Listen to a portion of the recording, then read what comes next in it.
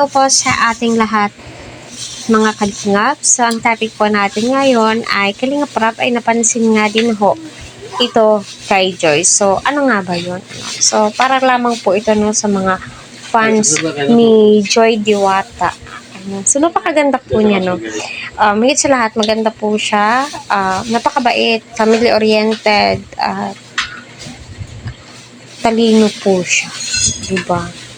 Kahit na marami po yung nambabasya kanya, wala pong kaalam-alam si Joy sa mga nangyayari ika nga, no. Nasa shock na lamang po siya, na nagkakaroon po siya ng mga issue at nalilink po ang kanyang mga pangalan. So, sadyang friendly lamang po, no, itong si Joy. At lahat naman po sila, may kadwag po natin inaano-ano-ano.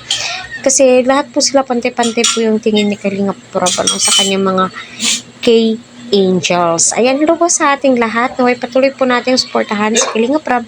Kuya Val, huwag po natin skip ang kanilang ads para sa ganun nga po ay marami pa pong kababayan po natin ang kanilang matulungan and syempre ang kanilang malingap. Unang-una, congratulations kay Joy Diwata dahil nga matutupad niya po ang kanyang pangarap sa pamamagitan po nila Kalingap Rap ang nagbigay daan para makuha niya yung kursong gusto niya, which is nursing.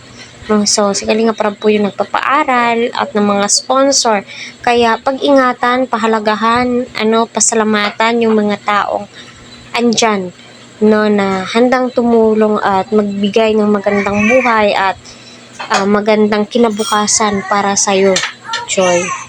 So, yun na nga po, napansin nga po ni Kalingap Rap habang tumatagal ay lalong-lalong gumaganda at nag-bloom po itong si Joy Diwata. O, sino ba naman ang hindi makakapansin nun? Alam naman po natin kung gaano kahirap ang buhay nila Joy noon. No, yung pinagtagpi-tagping trapal, sako, mga kahoy, napakadelikado pa kapag umulan. Ngayon, tignan nyo, siya po yung may pinaka unique na bahay.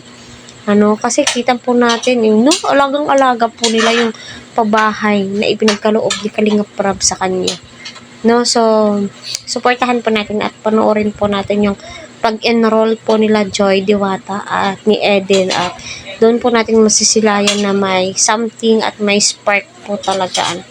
Kaya wait po natin kung kailan isasalang iyon.